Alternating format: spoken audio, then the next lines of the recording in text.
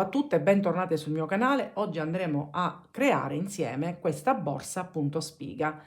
Il cordino utilizzato è il cordino Indabig che già vi avevo presentato in altri tutorial, è dell'azienda Borgo dei Pazzi, e adesso andiamo a vedere insieme tutto quello che ci occorrerà per poterla realizzare. Oggi andremo a lavorare con il cordino Indabig da 6 mm dell'azienda Borgo dei Pazzi. Ve l'avevo già presentato in altre tonalità, oggi andiamo a guardare questo bellissimo rosa che lo trovate con il numero 28. E poi andando sul sito troverete tantissime altre tonalità. Con questo codice lo potete acquistare con uno sconto immediato di 5 euro, ma come vi dico sempre, non solo il cordino che vi presento ogni volta, ma tutto ciò che è presente nella loro pagina. Le rocche si presentano da 500 grammi, vedete molto spesso lucido e veramente fantastico da lavorare, non servono termoindurenti reti perché qualunque punto, anche il più semplice, non ha bisogno di sostegno in quanto essendo molto grosso la borsa rimarrà dritta senza problemi. Ne serviranno circa 200 grammi per il progetto di oggi, ma vi dirò con precisione nel momento in cui andrò a terminare la borsa.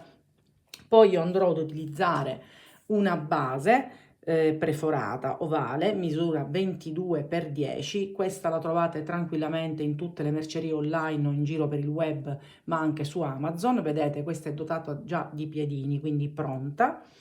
E poi una coppia di manici in plexiglass, anche questi li trovate nelle mercerie online, la misura è 12 di lunghezza e 8 di altezza, quindi diciamo non servirà nient'altro per il progetto di oggi, quindi molto semplice ed è facile per anche le ragazze che sarete alle prime armi. Per quanto riguarda gli uncinetti, per il primo giro andrò ad utilizzare il 3,5 per fare in modo di potermi inserire nei fori della base. Per tutto il resto della lavorazione andrò ad utilizzare oggi un 5,5. L'Indabig dal 5,5 al 7,5 si presta tranquillamente. Come vi dico sempre, adattate l'uncinetto sempre alle vostre mani, ma anche al tipo di cordino che avete. Se non utilizzerete l'Indabig, ma se utilizzate l'Indabig sappiate che c'è un ampio margine per quanto riguarda l'utilizzo degli uncinetti, quindi possiamo iniziare con la spiegazione.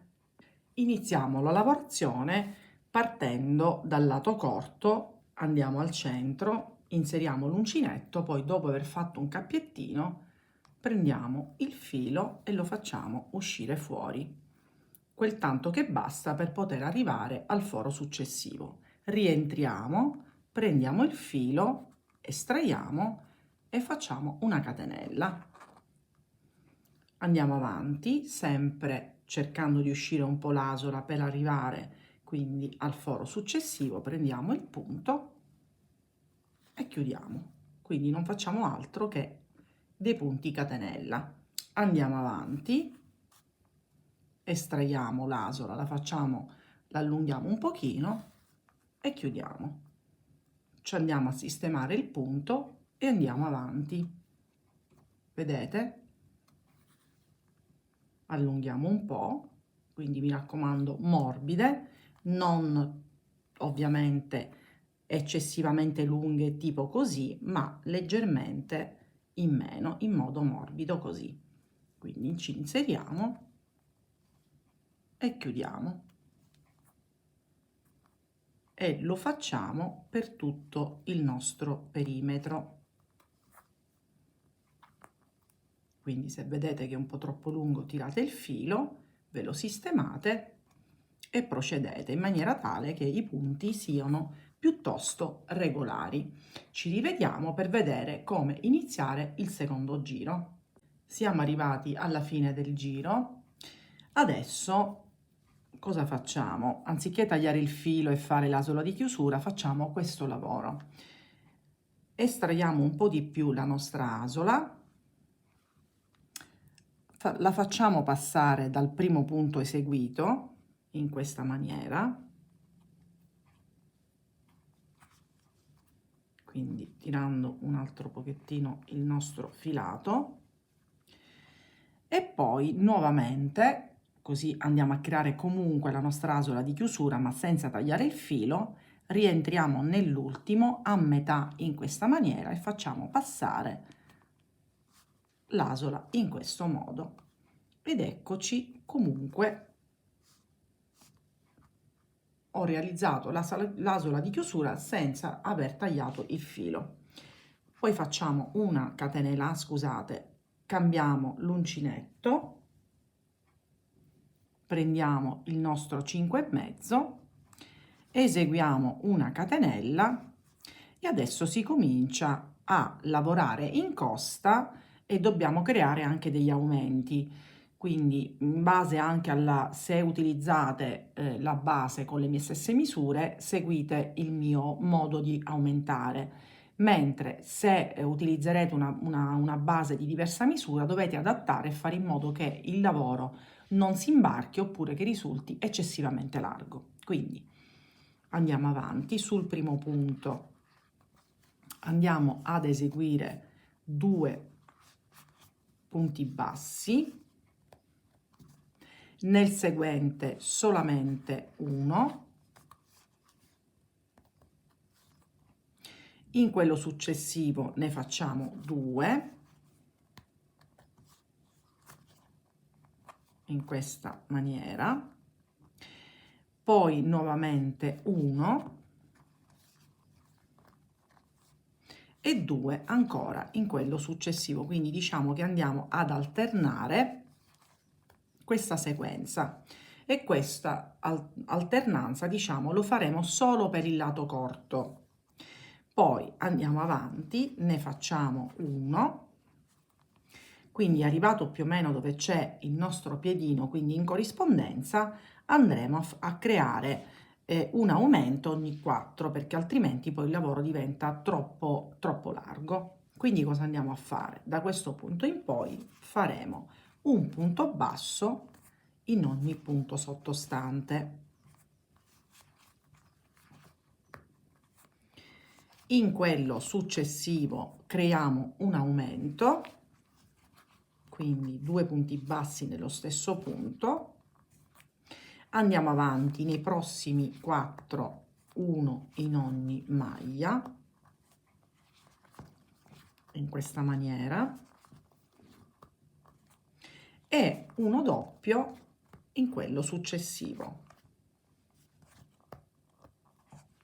Così, in questa maniera non si imbarca, ma non viene eccessivamente larga la lavorazione.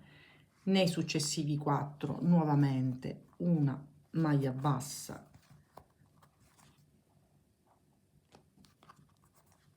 in questa maniera, 3 e 4, e adesso cominciamo con la sequenza dell'alternanza con 2 punti e 1. Non vi preoccupate se qui ho iniziato prima, l'importante è ottenere un numero pari, che è quello che ci servirà per questo tipo di lavorazione, e che più o meno vi risulti un po' regolare la lavorazione. Quindi continuiamo, quindi alternando un aumento a un punto singolo, vedete? E comunque poi, ripeto, bisogna anche fare delle prove, perché a volte anche per una questione di mano più larga o più stretta bisogna poi andare a rivedere e sistemare la lavorazione. Quindi secondo questo sistema continuiamo, quindi arrivata a questo punto iniziamo a fare 4 maglie e un aumento, 4 maglie e un aumento, e andiamo a completare quindi all'incirca questa altezza, andiamo di nuovo a fare 2 punti bassi, un punto basso, 2 punti bassi, eccetera, e ci rivediamo alla fine del giro. Sono arrivata alla fine del giro, io ho ottenuto 66 maglie in tutto, non vi preoccupate se a voi risulteranno 64, 68, ripeto, dovete adattare alla base che avete e anche alla vostra mano. Quindi io sono arrivata qui alla fine e vado a chiudere con un punto bassissimo sulla prima maglia effettuata. Facciamo una catenella e adesso andiamo a fare un ulteriore giro in costa senza più aumenti, quindi eventualmente vi ritrovate con un numero dispari, basta da qualche parte andare a fare un piccolo aumento e vi rimettete in pari oppure a diminuirne uno. Quindi io inizio dallo stesso punto, quindi vado a realizzare punti in costa senza più, ripeto, aumenti, tranne che dovete effettuare un'aggiustatina ai punti, e quindi lo facciamo per tutto il perimetro in questa maniera. Vedete? Quindi ci rivediamo per iniziare insieme il punto a spiga. Completato questo secondo giro, adesso andiamo a chiudere con un punto bassissimo sulla prima maglia effettuata, facciamo una catenella e adesso andiamo ad eseguire il punto spiga. E praticamente sono 3 passaggi che sembrano complicati, ma vedrete che non solo è molto semplice, ma è molto bello da vedere, quindi ha un bellissimo effetto. Cosa facciamo? Iniziamo con un punto basso normale sul primo punto. Poi andiamo ad eseguire un punto canestro, cioè un punto basso preso alla base, quindi punto canestro, perché lo prendiamo qui se vi ricordate l'esecuzione del punto canestro, e poi andiamo indietro sul punto appena eseguito, sempre a punto canestro perché lo prendiamo alla base, e facciamo il nostro punto basso che verrà obliquo. Ripetiamo di nuovo: punto basso normale, punto canestro sul successivo, cioè preso alla base, e torniamo indietro, punto canestro su quello appena eseguito. Quindi lo chiamo punto canestro perché è un punto basso preso alla base, quindi se io dico punto basso punto canestro, mi raccomando, è la stessa cosa, dipende come lo andiamo appunto ad eseguire. Per cui ricominciamo da capo: punto basso normale, punto canestro, torniamo indietro e punto canestro sul punto basso eseguito prima. E questo sarà l'effetto, vedete che appunto ricorda una spiga, ma sarà ancora più evidente nel momento in cui andremo a fare dal secondo giro in poi. Quindi continuiamo, quindi punto basso, punto canestro sul seguente, torniamo indietro su quello eseguito e andiamo a fare un punto canestro, quindi un punto basso preso alla base, che in questa maniera risulterà obliquo. Quindi ve lo faccio vedere ancora una volta: punto basso, punto canestro, torniamo indietro, un altro punto canestro in questa maniera, ed ecco come si presenterà la nostra lavorazione. Quindi facciamo tutto il giro, ci rivediamo al solito qui per vedere come chiudere e come fare il secondo giro. Abbiamo completato il giro, adesso chiudo con una maglia bassissima sulla prima maglia ed ecco fatto. Facciamo una catenella e vedete qui dove c'è il punto obliquo, anziché su questo punto, su questo cominciamo la sequenza, quindi punto basso, poi ci spostiamo dopo il punto obliquo qui e andiamo a fare qui un punto canestro come il giro precedente, poi mi sposto indietro e vado a fare un punto canestro obliquo in quel punto, vedete?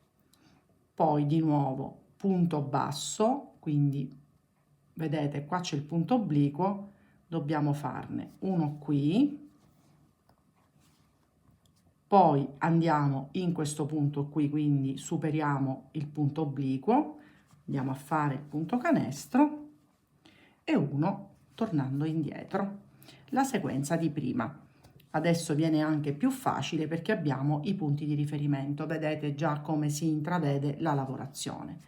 Facciamola ancora una volta insieme, quindi punto basso, qui andiamo a fare il punto canestro e qui il punto obliquo. Ed ecco fatto. Facciamo questo giro, ci rivediamo per fare ancora una volta insieme un altro giro. Abbiamo completato anche il secondo giro ed ecco come si presenterà il lavoro. Quindi nel momento in cui lo vado a girare, vedete? Quindi il terzo giro parte esattamente come il secondo, ho chiuso con punto bassissimo e ricomincio con la sequenza. Punto basso, punto canestro e punto canestro preso nel punto precedente. Quindi questa sarà la sequenza dei prossimi giri, quindi vedete questo modulo lo dobbiamo ripetere per l'altezza, vedete come si presenta, per l'altezza che vogliamo raggiungere. Io arriverò a circa 22-23 centimetri, vi dirò esattamente poi a quanto sono arrivata, quindi vi lascio proseguire da sole e ci rivediamo per vedere come proseguire il nostro lavoro. Ed ecco qui il corpo borsa completo, vedete come si presenta. L'altezza raggiunta è 21 centimetri e manca ancora poi 2 giri di punto basso e adesso vi faccio vedere. Noi, arrivati a questo punto, quindi ho chiuso il giro, andremo a fare un giro di punto basso in costa e poi un secondo giro che poi faremo assieme perché sarà il momento in cui andremo ad attaccare tramite il secondo giro i nostri manici. Quindi arrivati a questo punto, quindi ho chiuso con punto bassissimo, catenella e vado a cercarmi il punto e lo eseguo in costa. Faccio anche quello successivo, ma salterò il punto canestro obliquo anche perché cercherò non troppo ma di creare una sorta di restringimento della borsa e quindi andrò a saltare, quindi praticamente questo lo salto, vado avanti, faccio questi due punti che ci sono nel mezzo, lo salto e proseguo e questo lo faccio per tutto il giro. Quindi mi raccomando, vedete sto creando anche una sorta di contorno, quindi completo questo primo giro di punto basso e poi ci vediamo per il secondo giro e vedere come lavorare e inserire i manici. Realizzati i nostri giri a punto basso che saranno 2 completi e il terzo, quindi devo rettificare, anziché andare a lavorare il nostro manico sul secondo giro lo faremo sul terzo, quindi ho creato il primo e il secondo e qui ho ricominciato il giro, ho effettuato appunto la lavorazione, quindi la cucitura con l'uncinetto del nostro manico e adesso vi faccio vedere insieme come appunto inserirlo. Per la misura basta prendere il centro, quindi dividerlo in due, prenderlo il centro, io mi sono staccata 9 punti sul quale appunto andrò a lavorare l'uncinetto. Quindi io tolgo questo marcapunti, quindi da questo punto in poi andrò appunto a lavorare il manico, lo metto in questa maniera, quindi prendo il filo e mi aggancio, quindi come se dovessi fare un punto basso, prendo il filo, lo estraggo e poi lo vado a chiudere in questa maniera. Quindi avvolgo il punto basso sul manico, quindi vado su quello successivo, prendo il filo ed eseguo il punto basso in questa maniera. In totale dovranno essere 9, vedete? Quindi io vado su quello successivo, prendo il filo ed estraggo e questo appunto poi ce lo andiamo a sistemare e questo sarà il nostro risultato esattamente come ho eseguito l'altro. Quindi a questo punto ci rivediamo non appena anche i manici sono stati completati. Ed ecco qui la borsa completa, alla fine otteniamo delle misure che sono 28 di larghezza e 22 di altezza. Volendo potete anche inserire una calamita all'interno, a me piace, è un tipo di borsa che va benissimo anche senza, con delle pochettine all'interno, il gioco è fatto. Ovviamente potete foderarla, questo come dico sempre è un passaggio che ognuno poi andrà a personalizzare a suo piacimento. Il quantitativo totale alla fine è 4,50, quindi non 200 come avevo detto all'inizio, è un tipo di punto che prende parecchio cordino, quindi adesso rettifico, ma essendo che il cordino in da big si presenta con delle rocche da 500 grammi, comunque alla fine vi basterà abbondantemente. Vi ricordo di andare sul sito Borgo dei Pazzi e con questo codice potete acquistare sia l'Inda Big ma tutto ciò che è presente nella loro pagina. Se c'è qualche passaggio al solito che non vi è chiaro scrivetemi e se vi fa piacere iscrivendovi sul mio canale e attivando la campanella riceverete ogni volta che vado a pubblicare un nuovo lavoro la notifica. Quindi ci vediamo alla mia prossima creazione.